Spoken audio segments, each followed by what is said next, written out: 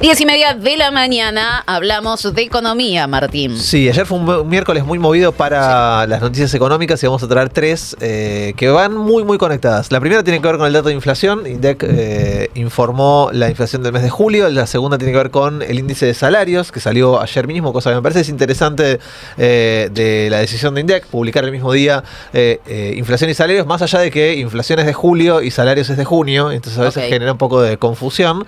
Y finalmente la gran discusión en torno a qué pasó con la renovación de la deuda que vencía ayer en una licitación que fue clave y que dejó un montón de interrogantes hacia adelante. Vamos rápido entonces a hablar de inflación. Ya sabíamos que la inflación había acelerado un poco respecto al mes pasado, el mes de junio. Dio 1,9 para el mes de julio. Estaba dentro de lo esperable, ¿no? Un aumento no tan marcado. Hay quienes salieron a celebrar rápidamente. Uno de ellos, Antonio Aracre, que dijo no hubo pase a precios de la devaluación de fin de mes. Habría que decirle que sea un poco más prudente, ¿sí? Porque la devaluación fue en la última semana y la inflación es un promedio mensual. Entonces hay que ver qué es lo que pasa más que en julio, en agosto, que es donde efectivamente va a tener un impacto y un traslado a precios. Como ya sabemos, el salto de precios o el salto del tipo de cambio del mes de julio. La variación interanual, y esto prestemos la atención, está en el 36,6%. ¿Por qué digo prestemos la atención? Porque es el dato para considerar tanto la evolución de salarios, cuando la miremos interanual, como la discusión respecto a la tasa de interés que convalidó el Banco Central, el Tesoro de la Nación ayer. O sea, ¿sí? Redondeamos 37. Redondeamos 37 y tengamos presentes el 37 de variación interanual para pensar en la variación de salarios y en la variación de la tasa de interés. Vale. Acumula en lo que va del año, en los primeros 7 meses del año, un 17,3% la inflación para INDEC. Veamos rápidamente los rubros, cómo se comportaron. Lo que más creció, cosa que era esperable por la cuestión estacional de vacaciones de invierno, fue recreación y cultura, 4,8% liderando la división o la variación de divisiones. En el extremo opuesto nos encontramos con una caída de precios de casi el 1% de prendas de vestir y calzado. Alguien podría decir, che, pero eso no lo noto mucho. Bueno, hay una cuestión cierta, que es que dentro de las cosas que la sociedad está recortando más rápidamente por incapacidad de consumo, las prendas de vestir o la indumentaria es parte de lo que más se está notando. Imagino que debe tener incidencia también el tema de la importación por estas plataformas, etc. Hay un componente de cómo se reconfigura el consumo de prendas de vestir y calzado, pero bueno, es el mismo dato que arrojó Ciudad de Buenos Aires, y cuando veíamos el dato de Ciudad también daba una caída de precio de prendas de vestir y calzado. Ahora, de todos los rubros, a mí me parece siempre importante mirar cómo se comportó alimentos y bebidas, que es como siempre el más sensible. Se comportó en el nivel promedio, esto quiere decir 1,9%. No hubo una caída fuerte de precios de alimentos, sino más bien un sostén. De hecho, creció casi un punto respecto a lo que había aumentado alimentos y bebidas no alcohólicas en el mes de junio. En particular, vale la pena mirar algo que a mí por lo menos me llama un poco la atención, que es que si el nivel general dio 1,9, la IPC núcleo, que es la que le saca del análisis lo estacional y lo regulado, dio un poco por abajo. ¿Sí? En la placa que sigue vemos que el IPC núcleo se movió en torno al 1,5%, los estacionales crecieron muy fuerte y los regulados estuvieron por encima del promedio. Fuerte incidencia de servicios, ¿sí? Esto quiere decir, siguen aumentando los servicios por encima del nivel general, y los bienes son los que le permiten al gobierno seguir sosteniendo una inflación que no crece tanto.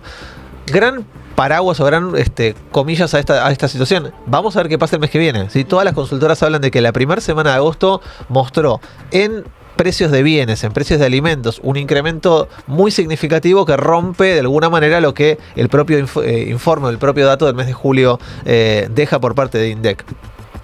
Ahora, decíamos al comienzo del programa, tomando como referencia el caso de docentes universitarios, hay aumentos de salarios, ¿sí? Sigue habiendo, todos los gremios tienen negociaciones permanentes, algunas más dialogadas, otras más impuestas por el gobierno, pero los salarios siguen corriendo por debajo de la inflación, ¿sí? Y tenemos ahí un hilo con 13 plaquitas para poder compartir qué pasó con el salario. Recordemos, insisto, estamos comparándolo contra el mes de junio, que es el último dato de salarios disponible. Tenemos ahí privados registrados, la línea que está por encima de todos, la celestita, está prácticamente en los niveles del inicio del gobierno de Milei. 99,4% es casi el mismo nivel, por debajo muy poquito. Claro, no mejoramos respecto del momento en que Javier Milei recibió. Recuperó lo perdido de alguna manera, más que recuperó, volvió al nivel en el que estaba cuando arrancó. Pero o sea, claro, estancado, no progresó, José. Todo lo perdido desde el mes de noviembre hasta el mes de octubre del año pasado, que es cuando se emparda de vuelta vuelta con el origen, es plata perdida, ¿sí? Es la plata que no ganaste contra la inflación en ese periodo, no la recuperaste. Ahora, cuando vos mirás qué pasa con los registrados, y esto es que incluye, además de los privados, los públicos, el promedio de registrados está 5 puntos abajo del origen del gobierno de Milei. Está en 94,5 respecto al 100 del origen. Cuando mirás qué pasa con el sector público, ahí se marca un poco más el deterioro de ingresos, ¿sí? Porque te encontrás con ingresos del sector público que en promedio están 15 puntos abajo de donde estaban en noviembre del 2023. Y esto quiere decir, aunque la inflación esté desacelerando, porque aparte esto es parte de lo que evidencia la curva, hay una tendencia a que los salarios se planchen en el nivel en el que están, ¿sí? Casi que desde el mes de octubre del año pasado, los salarios en variaciones muy chiquititas van acompañando el proceso inflacionario. Ni suben ni bajan. Claro, o sea, los bajaron, los desplomaron y los mantuvieron ahí acompañando la inflación, pero claro, ya varios puntos abajo. Muy por abajo y sostenido ahí. Ahora, veamos qué es lo que pasa con la placa que sigue y muestra la diferencia entre el sector público nacional y el sector público provincial. ¿Sí? En esta gráfica tenemos en el medio de las tres curvas el sector público, es el mismo dato que teníamos recién. Por encima tenemos al sector público provincial, que está perdiendo apenas 7 puntos respecto a el inicio de la gestión Milei. Ahora, cuando miramos lo que pasa con el sector público a nivel nacional, ¿sí? Cae todo el tiempo. Desplomado y sigue en caída aparte. ¿Sí? A diferencia de lo que pasa con el resto de las curvas que veíamos antes, es un sector que se encuentra 32 puntos abajo de la situación en la que estaba en el origen de la gestión Milei, pero aparte sigue cayendo. Insisto, tomamos como referencia el de la docencia universitaria porque lo hablábamos antes, pero es que lo que le pasa a todos los empleados del sector público que ven como los acuerdos paritarios o las imposiciones de pauta paritaria todos los meses hacen que se deteriore un poquitito más el salario. Ahora, cuando encima le agregamos una lectura extra, que es la de comparar los registrados contra la inflación de INDEC de hoy versus la que debería estar dando INDEC. ¿Se acuerdan que siempre decimos INDEC está midiendo con una canasta que no es la que corresponde porque está trazada en el componente en cómo se configura esa canasta? Es que lo vemos en la placa que sigue. Nos encontramos con que toda la serie de registrados, toda la serie, ya no los públicos, los registrados que incluye privados y públicos, se encuentran 15 puntos abajo del momento de inicio del gobierno de Milei si vos lo medís con la inflación contra la que tendrías que medir. No hay sector que hoy le esté ganando ni empardando siquiera a la inflación que deberíamos estar midiendo, que es la de INDEC con la encuesta de hogares del año 2017-2018.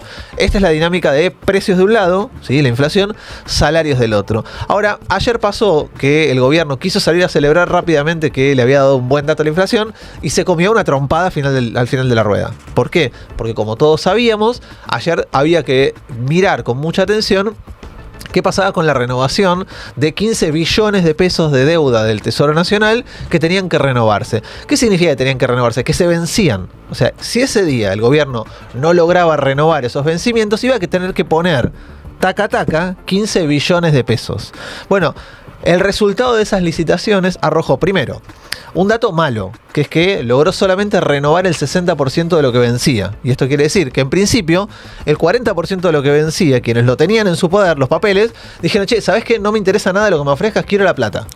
Sí, esa es la traducción directa de se renovó el 60%. Del total de bonos que vencían ayer, hubo 60 que los pudieron renovar y 40 que los tenedores, en su amplia mayoría bancos, dijeron, che, ¿sabes qué? Yo quiero la plata, quiero los pesitos. A pesar de una tasa que ahora vamos a ver, tremenda. Una tasa que picó o que llegó al 69% en algunos de los títulos que ofrecía el gobierno. ¿Por qué? Porque si no era con esa tasa, el nivel de renovación, el nivel de rollover hubiese sido aún peor o más bajo que el 60%. Acá hay dos discusiones. El gobierno te va a decir, es buenísimo, porque lo que estaba pasando en el mercado de pesos, ¿sí? Es que había tan pocos pesos circulando que la tasa de interés se había ido por las nubes. Y entonces, ahora que va a haber más pesos dando vuelta, va a bajar la tasa de interés. Esa podría ser la explicación.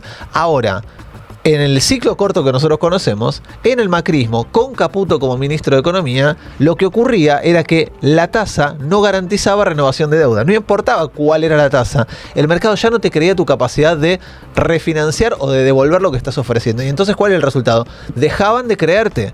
Bueno, frente a esto, a última hora de ayer, en lo que claramente es un manotazo de ahogados, porque no hay forma de leerlo de otra forma, el gobierno, el ministro de Economía, uno de sus funcionarios más cercanos, Kirchner, informó que van a hacer una segunda licitación, que no estaba dentro de la agenda ni prevista para el día lunes, compulsiva, para que el 40% que se quedó afuera termine quedando adentro, en su mayoría por encajes obligatorios. Esto es al banco, los bancos primero le dicen, che, ¿sabés qué? Esta guita que vos tenías en el banco no la podés usar, te la voy a encajar en el Banco Central, pero para que no pierdas plata te voy a pagar un interés. ¿Sí? Esto es peligrosísimo. Peligrosísimo porque es una muy mala señal para los mercados en términos de confianza. Vamos a ver qué pasa el lunes, vamos a ver cuántos quieren entrar de vuelta en esa licitación que reabra el gobierno y cuántos van a terminar quedando de manera forzada dentro de ese esquema de encajes ampliados que plantea el ministro de Economía. Insisto, los van a querer presentar como algo maravilloso porque ahora va a haber más pesos circulando. Hay que entender que esto es un riesgo porque lo que está mostrando es desconfianza de los mercados. Excelente explicación, muchísimas gracias, Martín Epstein. 10 de la mañana, 41 minutos. Portate bien, o no tanto. Carla Pelliza, en las mañanas de Re. Portate bien. Le doy la bienvenida en esta mañana al diputado